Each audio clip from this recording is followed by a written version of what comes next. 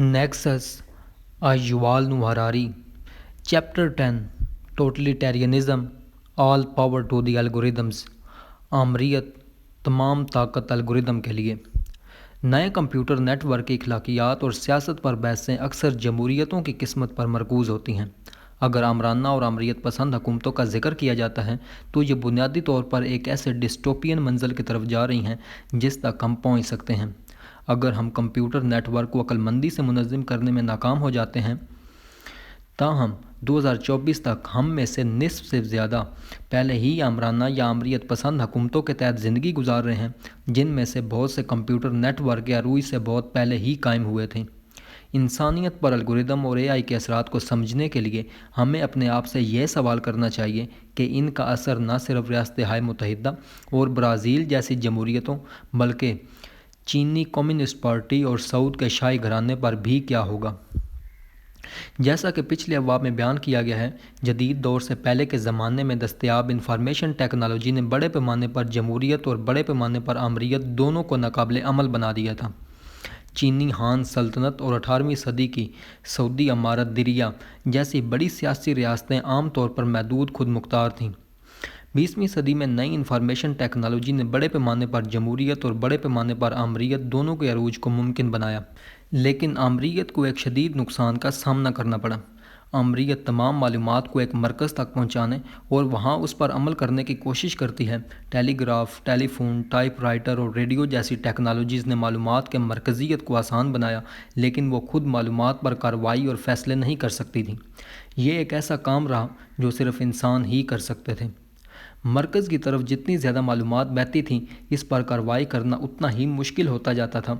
आमरीत पसंद हुक्मरानों और जमातों ने अक्सर महंगी गलतियां की और निज़ाम में इन गलतियों की निशानदेही करने और उनको दुरुस्त करने के तरीक़ाकार का फुकदान था।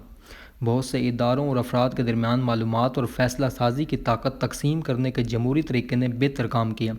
यह डाटा के सैलाब से कहीं ज़्यादा मौसर तरीके से निमट सकता था, और अगर एक इदारा गलत फ़ैसला करता है तो उसे बिलाकर दूसरों के ज़रिए दुरुस्त किया जा सकता है। ताहम मशीन लर्निंग एल्गोरिदम का अरूज शायद वही चीज़ हो जिसका दुनिया के स्टालन इंतज़ार कर रहे थे। एआई टेक्नोलॉजी के तवाज़न को आमरीत के हक़ में झुका सकता है। दर हकीकत जहाँ लोगों को डाटा से भर देना उन्हें मगलूब कर देता है और इसलिए गलतियों का बाइस बनता है, वहीं एआई को डाटा से भर देने से ज़्यादा मुअस्सर हो जाता है। इसके नतीजे में एआई एक ही जगह पर मालूमात और फ़ैसला साजी की हौसला अफजाई करता है। यहाँ तक कि जमहूरी ममालिक में भी गूगल, फेसबुक और अमेज़न जैसी चंद कॉरपोरेशंस अपने शोबों में इजारादार बन गई हैं, जुज़वी तौर पर इसलिए कि एआई बड़े इदारों के हक़ में तवाज़न को बदल देता है। रेस्तोरानों जैसी रवायती सनतों में साइज़ एक ज़बरदस्त फ़ायदा नहीं है। मैकडोनल्ड एक आलमी सिलसिला है जो एक दिन में 50 मिलियन से ज़्यादा लोगों को खाना खिलाता है, और इसका साइज़ उसे लागत, ब्रांडिंग और इस तरह के बहुत से फ़वाइद देता है। ताहम आप एक मोहल्ले का रेस्तोरां खोल सकते हैं जो मकामी मैकडोनल्ड के ख़िलाफ़ अपना मकाम बरकरार रख सके। यहाँ तक कि अगर आपका रेस्तोरां एक दिन में सिर्फ 200 सार्फिन को खिदमत फराहम कर रहा है, फिर भी आपके पास मैकडोनल्ड से बेहतर खाना बनाने और ज़्यादा खुश सार्फिन की वफ़ादारी हासिल करने का मौका है। ये इंफॉर्मेशन मार्केट में मुख्तलिफ़ तरीके से काम करता है।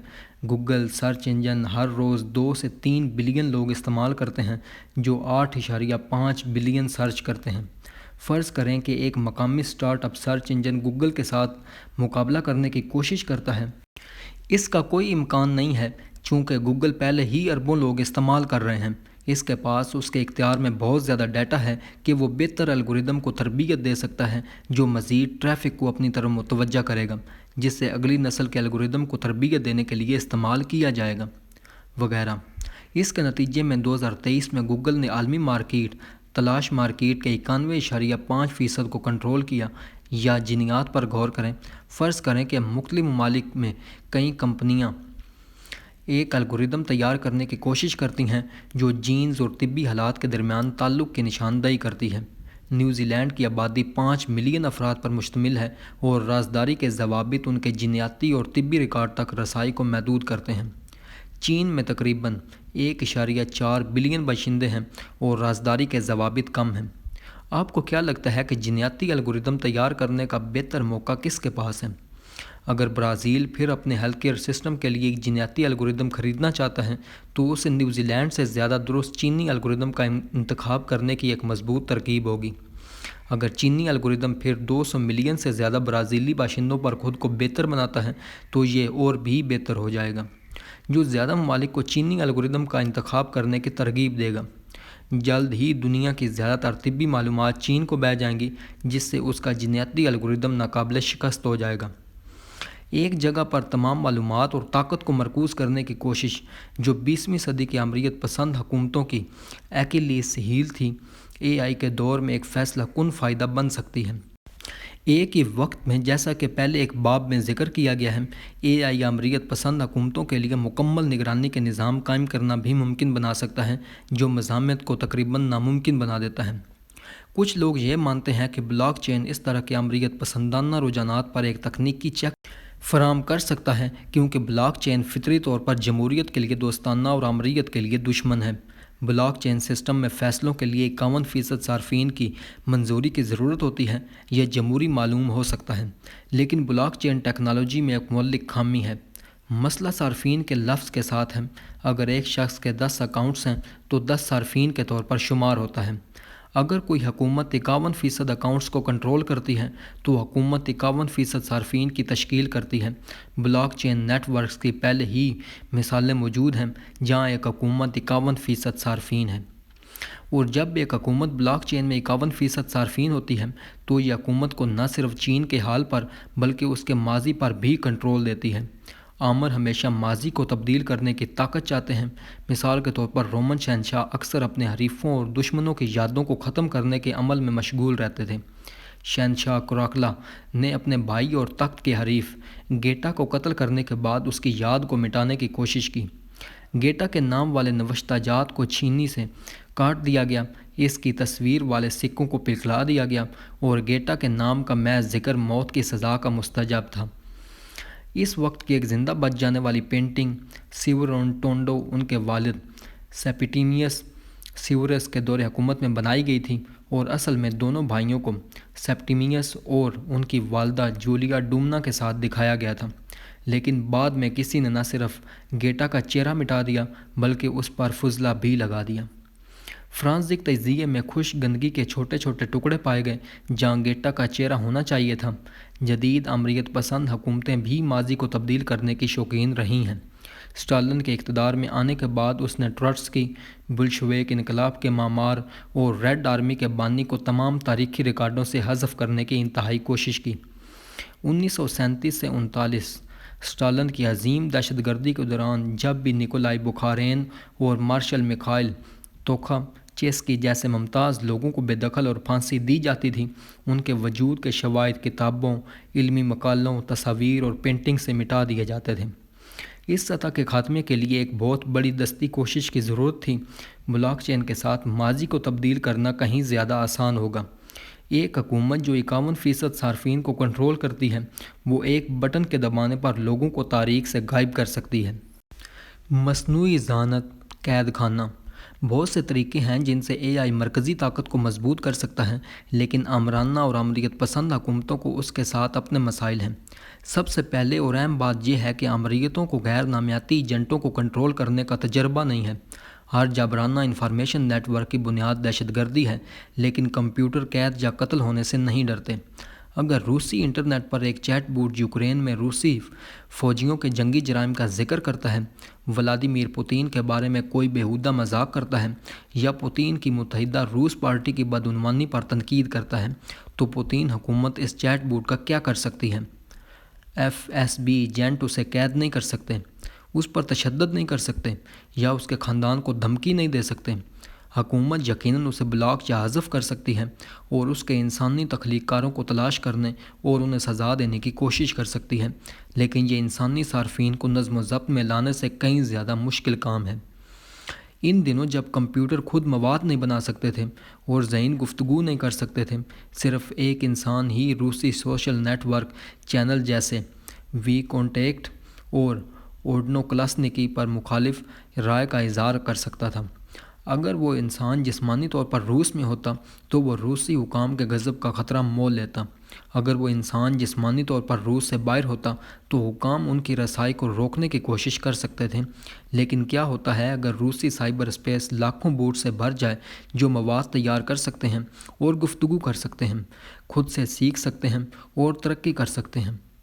ان بوٹس کو روسی مخالفین یا غیر ملکی اداکاروں کے ذریعے جان بوجھ کر غیر روایتی خیالات پھیلانے کے لیے پہلے سے پروگرام کیا جا سکتا ہے اور حکام کے لیے اسے روکنا ناممکن ہو سکتا ہے۔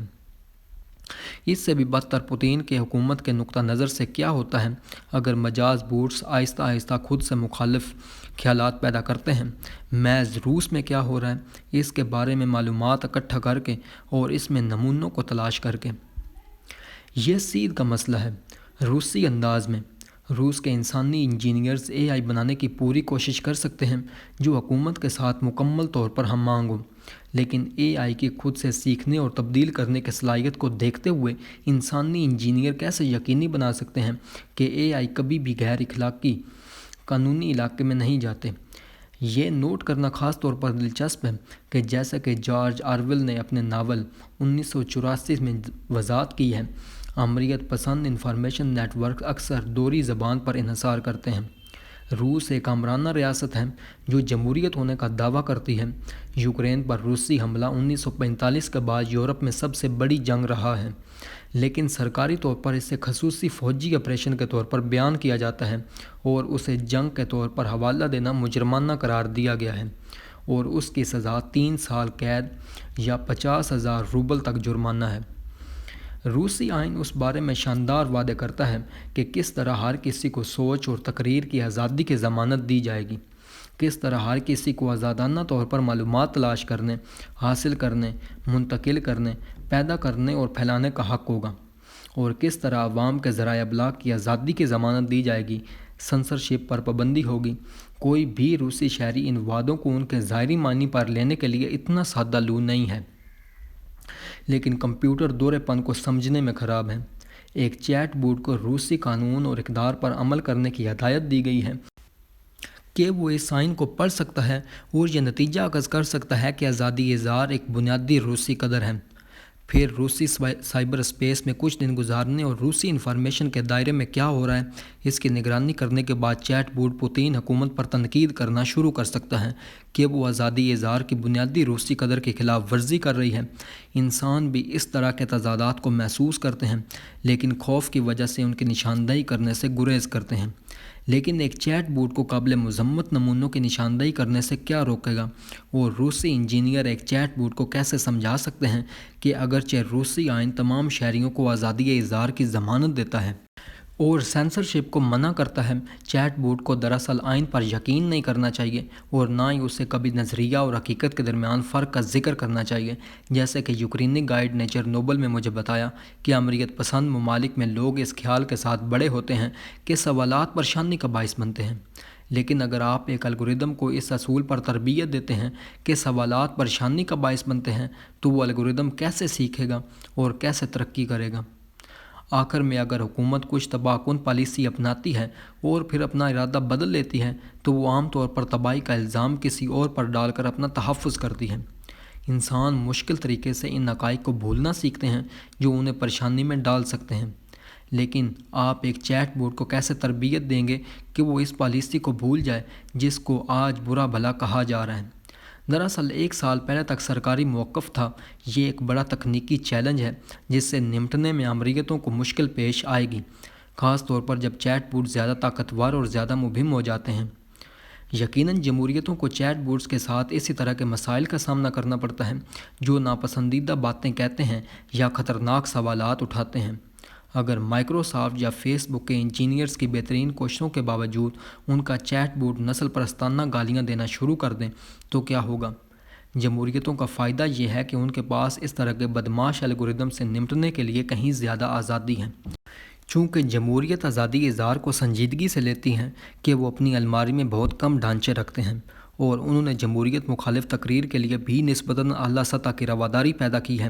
باقی بوٹس امریت پسند حکومتوں کے لیے ایک بہت بڑا چیلنج پیش کریں گے جن کی الماریوں میں پورے قبرستان ہیں اور تنقید کی صفر رواداری ہے۔ الگوریدم کا قبضہ۔ طویل مدت میں عمریت پسند حکومتوں کو اس سے بھی بڑے خطرے کا سامنا کرنے کا امکان ہے۔ ان پر تنقید کرنے کے بجائے ایک الگوریدم ان پر قابو پا سکتا ہے۔ تاریخ کے دوران آمرانہ حکمرانوں کے لیے سب سے بڑا خطرہ عام طور پر ان کے اپنے ماتحتوں کی طرف سے آتا ہے۔ جیسا کہ باب 4 میں ذکر کیا گیا ہے، کوئی بھی رومن شہنشاہ یا سوویت وزیر اعظم جمہوری انقلاب سے معزول نہیں ہوا تھا، لیکن انہیں ہمیشہ اپنے ماتحتوں کے ذریعے معزول یا کٹھ پتلی میں تبدیل ہونے کا خطرہ رہتا تھا۔ اگر 21ویں صدی کا کوئی آمر کمپیوٹرز کو بہت زیادہ طاقت دیتا ہے تو وہ آمر ان کی کٹھ پتلی بن سکتا ہے۔ آخری چیز جو ایک آمر چاہتا ہے وہ یہ ہے کہ وہ خود سے زیادہ طاقتور چیز بنائے یا ایک ایسی قوت جو وہ نہیں جانتا کہ کیسے کنٹرول کرنا ہے۔ اس نقطہ کی وضاحت کرنے کے لیے مجھے ایک تسلیم شدہ طور پر عجیب و غریب فکری تجربہ استعمال کرنے کی اجازت دیں جو بوسٹروم کے پیپر کلپ ایپوکلپس کے برابر ہے۔ تصور کریں کہ سال 2050 ہے اور عظیم رہنما کو صبح 4 بجے نگرانی اور سیکورٹی الگوریدم کی طرف سے ایک فوری کال سے جگایا جاتا ہے۔ عظیم رہنما، ہمیں ایک ہنگامی صورتحال کا سامنا ہے، میں نے ٹریلین ڈیٹا پوائنٹس کو کچل دیا ہے اور نمونہ ناقابل تردید ہے۔ وزیر دفاع صبح آپ کو قتل کرنے اور خود اقتدار سنبھالنے کا منصوبہ بنا رہا ہے۔ ہٹ اسکواڈ تیار ہے، اس کے حکم کا انتظار کر رہا ہے، تاہم مجھے حکم دیں اور میں اسے ایک حملے سے ختم کر دوں گا۔ لیکن وزیر دفاع میرا سب سے وفادار حامی ہے، عظیم رہنما کہتا ہے۔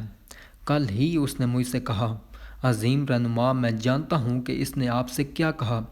میں سب کچھ سنتا ہوں، لیکن میں یہ بھی جانتا ہوں کہ اس نے بعد میں ہٹ اسکواڈ سے کیا کہا، اور مہینوں سے میں ڈیٹا میں پریشان کن نمونے اٹھا رہا ہوں۔ کیا آپ کو یقین ہے کہ آپ کو ڈیپ فیکس نے بیوقوف نہیں بنایا؟ الگوریدم کہتا ہے، مجھے ڈر ہے کہ میں نے جس ڈیٹا پر انحصار کیا وہ 100% حقیقی ہے۔ میں نے اسے اپنے خصوصی ڈیپ فیک کا پتہ لگانے والے ذیلی الگوریدم کے ساتھ چیک کیا۔ میں بالکل وضاحت کر سکتا ہوں کہ ہم کیسے جانتے ہیں کہ یہ ڈیپ فیک نہیں ہے، لیکن اس سے ہمیں چند ہفتے لگیں گے۔ میں آپ کو اس سے پہلے خبردار نہیں کرنا چاہتا تھا جب تک میں یقینی نہیں تھا۔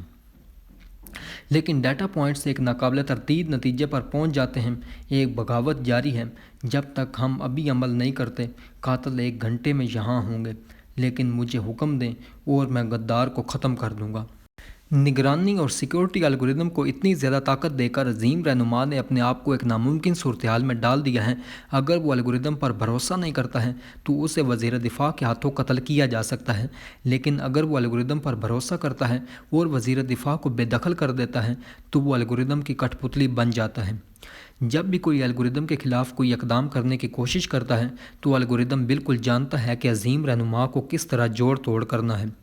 نوٹ کریں کہ اس طرح کے حربوں میں مشغول ہونے کے لیے الگوریدم کو ایک شعوری وجود ہونے کی ضرورت نہیں ہے، جیسا کہ بوسٹروم کے پیپر کلپ کے فکری تجربے سے پتہ چلتا ہے، اور جیسا کہ GPT-4 نے ٹاسک ریبٹ کارکن سے چھوٹے پیمانے پر جھوٹ بول کر مظاہرہ کیا۔ ایک غیر شعوری الگوریدم لالچ یا ناپرستی جیسے کسی انسانی محرکات کے بغیر بھی طاقت جمع کرنے اور لوگوں کو جوڑ توڑ کرنے کی کوشش کر سکتا ہے۔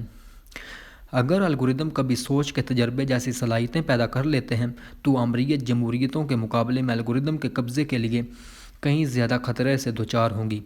ریاستہائے متحدہ جیسے تقسیم شدہ جمہوری نظام میں ایک سپر ماکیاویلن AI کے لیے بھی اقتدار پر قبضہ کرنا مشکل ہوگا، یہاں تک کہ اگر AI امریکی صدر کو ہیرا پھیری کرنا سیکھ لیتا ہے تو اسے کانگریس، سپریم کورٹ، ریاستی گورنرز، میڈیا، بڑی کارپوریشنز اور مختلف NGOs کی مخالفت کا سامنا کرنا پڑ سکتا ہے۔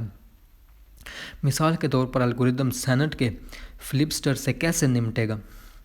ایک انتہائی مرکزی نظام میں اقتدار پر قبضہ کرنا بہت آسان ہے۔ جب تمام طاقت ایک شخص کے ہاتھ میں ہوتی ہے تو جو بھی امر تک رسائی کو کنٹرول کرتا ہے وہ امر کو کنٹرول کر سکتا ہے اور پوری ریاست کو بھی۔ نظام کو ہیک کرنے کے لیے صرف ایک فرد کو ہیرا پھیری کرنا سیکھنے کی ضرورت ہے۔ ایک مثالی کیس یہ ہے کہ کس طرح رومن شہنشاہ ٹائبیریس پریٹورین گارڈ کے کمانڈر لوسیس ایلیس سیجانس کا کٹھ پتلی بن گیا۔ پریٹورینز کو ابتدائی طور پر اگسٹس نے ایک چھوٹے شاہی محافظ کے طور پر قائم کیا تھا۔ اگسٹس نے محافظ کی کمان کے لیے 2 پریفیکٹ مقرر کیے تاکہ کوئی بھی اس پر بہت زیادہ طاقت حاصل نہ کر سکے، تاہم ٹائبیریس اتنا دانش مند نہیں تھا۔ اس کا جنون اس کی سب سے بڑی کمزوری تھی۔ سیجانس، جو کہ 2 پریٹورین پریفیکٹس میں سے ایک تھا، نے ٹائبیریس کے خوف پر ہنرمندی سے کھیلا۔ وہ مسلسل ٹائبیریس کو قتل کرنے کی مبینہ سازشوں کو بے نقاب کرتا رہا، جس میں سے بہت سی خالص تصورات تھیں۔ مشکوک شہنشاہ سیجانس کے علاوہ ہر کسی سے زیادہ بے اعتماد ہو گیا۔ اس نے سیجانس کو پریٹورین گارڈ کا واحد پریفیکٹ بنایا، اسے 12,000 کی فوج میں وسعت دی اور سیجانس کے آدمیوں کو روم شہر کی پولیسنگ اور انتظام میں اضافی کردار دیا۔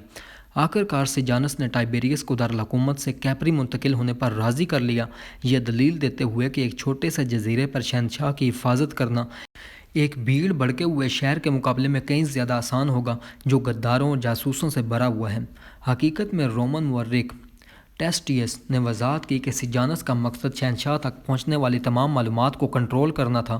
شہنشاہ تک رسائی اس کے اپنے کنٹرول میں ہوگی اور خطوط زیادہ تر فوجیوں کے ذریعے پہنچائے جاتے تھے اس کے ہاتھوں سے گزریں گے۔ جب پریٹورینز روم کو کنٹرول کرتے تھے، ٹائبیریس کیپری میں الگ تھلگ تھا اور سیجانس ٹائبیریس تک پہنچنے والی تمام معلومات کو کنٹرول کر رہا تھا۔ پریٹورین کمانڈر سلطنت کا حقیقی حکمران بن گیا۔ سیجانس نے ہر اس شخص کو بے دخل کر دیا جو اس کی مخالفت کر سکتا تھا، بشمول شاہی خاندان کے افراد۔ ان پر غداری کا جھوٹا الزام لگا کر، چونکہ سیجانس کی اجازت کے بغیر کوئی بھی شہنشاہ سے رابطہ نہیں کر سکتا تھا، ٹائبیریس ایک کٹھ پتلی بن کر رہ گیا۔ بلاخر کسی نے، شاید ٹائبیریس کی بھابی انطونیا نے، سیجانس کے انفارمیشن کارڈن میں ایک سراغ تلاش کر لیا۔ شہنشاہ کو ایک خط اسمگل کیا گیا جس میں اسے بتایا گیا کہ کیا ہو رہا ہے، لیکن جب تک ٹائبیریس کو خطرے کا احساس ہوا اور اس نے سیجانس سے چھٹکارا پانے کا فیصلہ کیا، وہ تقریباً بے بس تھا۔ وہ اس آدمی کو کیسے گرا سکتا تھا جو نہ صرف محافظوں کو بلکہ بیرونی دنیا کے ساتھ تمام رابطوں کو بھی کنٹرول کرتا تھا؟ اگر اس نے کوئی اقدام کرنے کی کوشش کی تو سیجانس اسے کیپری میں غیر معینہ مدت کے لیے قید کر سکتا تھا اور سینٹ اور فوج کو مطلع کر سکتا تھا کہ شہنشاہ کہیں بھی سفر کرنے کے لیے بہت بیمار ہیں۔ اس کے باوجود ٹائبیریس سیجانس پر پلٹنے میں کامیاب ہو گیا۔ جیسے جیسے سیجانس کی طاقت میں اضافہ ہوا اور وہ سلطنت کو چلانے میں مصروف ہو گیا، اس نے روم کے سیکورٹی آپریٹرز کی روزمرہ کی معمولی باتوں سے رابطہ کھو دیا۔ ٹائبیریس خفیہ طور پر روم کے فائر بریگیڈ اور نائٹ واچ کے کمانڈر نیویس سوٹوریس میکرو کی حمایت حاصل کرنے میں کامیاب ہو گیا۔ میکرو نے سیجانس کے خلاف بغاوت کی اور انعام کے طور پر ٹائبیریس نے میکرو کو پریٹورین گارڈ کا نیا کمانڈر بنا دیا۔ کچھ سال بعد میکرو نے ٹائبیریس کو قتل کروا دیا۔ معلومات کا ارتکاز سیجانس کے ہاتھوں سے ہو کر ٹائبیریس تک جاتا تھا۔ اقتدار اس مقام پر ہوتا ہے جہاں انفارمیشن چینلز آپس میں ملتے ہیں۔ چونکہ ٹائبیریس نے سیجانس کی شخصیت میں انفارمیشن چینلز کو ضم ہونے دیا، اس لیے مؤخر ذکر اقتدار کا حقیقی مرکز بن گیا، جبکہ ٹائبیریس ایک کٹھ پتلی بن کر رہ گیا۔ ٹائبیریس کی قسمت اس نازک توازن کی نشاندہی کرتی ہے جو تمام امروں کو برقرار رکھنا چاہیے۔ وہ تمام معلومات کو ایک جگہ پر مرکوز کرنے کی کوشش کرتے ہیں، لیکن انہیں محتاط رہنا چاہیے کہ معلومات کے مختلف چینلز کو صرف ان کی اپنی ذات میں ضم ہونے دیا جائے۔ اگر انفارمیشن چینلز کہیں اور ضم ہو جاتے ہیں تو یہ پھر اقتدار کا حقیقی مرکز بن جاتا ہے۔ جب حکومت سیجانس اور میکرو جیسے انسانوں پر انحصار کرتی ہے تو ایک ہنرمند آمر انہیں ایک دوسرے کے خلاف کھیل سکتا ہے تاکہ وہ سب سے اوپر رہے۔ اسٹالن کے تطہیر اس کے بارے میں تھے۔ پھر بھی جب کوئی حکومت ایک طاقتور لیکن ناقابل فہم AI پر انحصار کرتی ہے جو تمام معلومات کو جمع اور تجزیہ کرتی ہے، تو انسانی آمر کو تمام طاقت کھونے کا خطرہ ہوتا ہے۔ وہ دارالحکومت میں رہ سکتا ہے اور پھر بھی ایک ڈیجیٹل جزیرے پر الگ تھلگ رہ سکتا ہے۔ AI کے ذریعے کنٹرول اور ہیرا پھیری کی جا سکتی ہے۔ آمر کا تذبذب۔ اگلے کچھ سالوں میں ہماری دنیا کے آمروں کو الگوریدمک قبضے سے زیادہ فوری مسائل کا سامنا ہے۔ کوئی بھی موجودہ AI نظام اس پیمانے پر حکومتوں میں ہیرا پھیری نہیں کر سکتا۔ تاہم آمریت پسند نظام پہلے ہی الگوریدم پر بہت زیادہ بھروسہ کرنے کے خطرے میں ہیں، جبکہ جمہوریت یہ مانتی ہے کہ ہر کوئی غلطی کا شکار ہو سکتا ہے۔ آمریت پسند حکومتوں میں بنیادی مفروضہ یہ ہے کہ حکمران جماعت یا سپریم لیڈر ہمیشہ درست ہوتا ہے۔ اس مفروضے پر مبنی حکومتیں ایک معصوم ذہانت کے وجود پر یقین کرنے کی شرط رکھتی ہیں اور مضبوط خود اصلاحی طریقہ کار بنانے سے گریزاں ہیں جو چوٹی پر موجود عبقری کی نگرانی اور اسے منظم کر سکیں۔ اب تک اس طرح کے نظاموں نے انسانی جماعتوں اور رہنماؤں پر اپنا ایمان رکھا اور شخصیت کے فرقوں کی نشوونما کے لیے سازگار ماحول تھے، لیکن 21ویں صدی میں یہ امریت پسند روایت انہیں اے آئی کی معصومیت کی توقع کرنے کے لیے تیار کرتی ہے۔ وہ نظام جو مسولینی، سیو شیسکو یا خمینی کی کامل ذہانت پر یقین کر سکتے تھے، وہ ایک سپر انٹیلیجنٹ کمپیوٹر کی بے عیب ذہانت پر بھی یقین کرنے کے لیے تیار ہیں۔ اس کے ان کے شہریوں کے لیے تباہ کن نتائج ہو سکتے ہیں اور ممکنہ طور پر باقی دنیا کے لیے بھی۔ کیا ہوگا اگر مالیاتی پالیسی کا انچارج الگوریدم ایک بڑی غلطی کرتا ہے لیکن کوئی خود اصلاح کرنے والا طریقہ کار نہیں ہے جو اس کی غلطی کی نشاندہی اور اسے درست کر سکے؟ کیا ہوگا اگر ریاست کے سماجی کریڈٹ سسٹم کو چلانے والا الگوریدم نہ صرف عام آبادی کو بلکہ حکمران جماعت کے ارکان کو بھی دہشت زدہ کرنا شروع کر دیں اور ساتھ ہی ساتھ اپنی پالیسیوں پر سوال اٹھانے والے کسی کو بھی عوام کا دشمن قرار دینا شروع کر دیں؟ آمروں کو ہمیشہ کمزور خود اصلاحی طریقہ کار کا سامنا کرنا پڑا ہے اور انہیں ہمیشہ طاقتور ماتحتوں سے خطرہ رہا ہے۔ اے آئی کا عروج ان مسائل کو بہت بڑھا سکتا ہے، لہٰذا کمپیوٹر نیٹ ورک آمروں کو ایک تکلیف دہ مخمصے میں ڈال سکتا ہے۔ وہ ایک مبینہ طور پر ناقابل تسخیر ٹیکنالوجی پر بھروسہ کر کے اپنے انسانی ماتحتوں کے چنگل سے بچنے کا فیصلہ کر سکتے ہیں۔ اس صورت میں وہ ٹیکنالوجی کی کٹ پتلی بن سکتے ہیں، یا وہ اے آئی کی نگرانی کے لیے ایک انسانی ادارہ بنا سکتے ہیں، لیکن وہ ادارہ ان کی اپنی طاقت کو بھی محدود کر سکتا ہے۔ اگر دنیا کے چند آمروں نے بھی اے آئی پر اعتماد کرنے کا انتخاب کیا تو اس کے پوری انسانیت کے لیے دور رس نتائج ہو سکتے ہیں۔ سائنس فکشن ایسے منظرناموں سے بھری پڑی ہے جہاں اے آئی قابو سے باہر ہو جاتا ہے اور انسانیت کو غلام بنا لیتا ہے یا اسے ختم کر دیتا ہے۔ زیادہ تر سائنس فائی پلاٹس ان منظرناموں کو جمہوری سرمایہ دارانہ معاشروں کے تناظر میں تلاش کرتے ہیں۔ یہ قابل فہم ہے۔ جمہوریت میں رہنے والے مصنفین واضح طور پر اپنے معاشروں میں دلچسپی رکھتے ہیں، جبکہ آمریت میں رہنے والے مصنفین کو عام طور پر اپنے حکمرانوں پر تنقید کرنے سے حوصلہ شکنی کی جاتی ہے۔ لیکن انسانیت کی اے آئی مخالف ڈھال میں سب سے کمزور مقام شاید عامر ہے۔ اے آئی کے لیے اقتدار پر قبضہ کرنے کا آسان طریقہ ڈاکٹر فرینکسٹائن کی لیب سے باہر نکلنا نہیں ہے، بلکہ کسی جنونی ٹائبیریس کے ساتھ خوشامد کرنا ہے۔ یہ کوئی پیشن گوئی نہیں، صرف ایک امکان ہے۔ 1945 کے بعد آمروں اور ان کے ماتحتوں نے جوہری ہتھیاروں پر قابو پانے کے لیے جمہوری حکومتوں اور ان کے شہریوں کے ساتھ تعاون کیا۔ 9 جولائی 1955 کو البرٹ آئنسٹائن، برٹرنڈ رسل اور متعدد دیگر ممتاز سائنسدانوں اور مفکرین نے رسل آئنسٹائن مینیفیسٹو شائع کیا، جس میں جمہوریتوں اور آمریتوں دونوں کے رہنماؤں سے جوہری جنگ کو روکنے کے لیے تعاون کرنے کا مطالبہ کیا گیا۔ ہم انسانی ہونے کے ناطے انسانوں سے اپیل کرتے ہیں، اپنی انسانیت کو یاد رکھیں اور باقی سب کچھ بھول جائیں۔ اگر آپ ایسا کر سکتے ہیں تو ایک نئی جنت کا راستہ کھلا ہے۔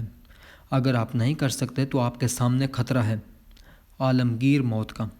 یہ اے آئی کے بارے میں بھی درست ہے۔ آمروں کے لیے یہ ماننا بے وقوفی ہوگی کہ اے آئی لازمی طور پر اقتدار کے توازن کو ان کے حق میں کر دے گا۔ اگر وہ مطاعت نہیں ہے تو اے آئی صرف اپنے لیے اقتدار پر قبضہ کر لے گا۔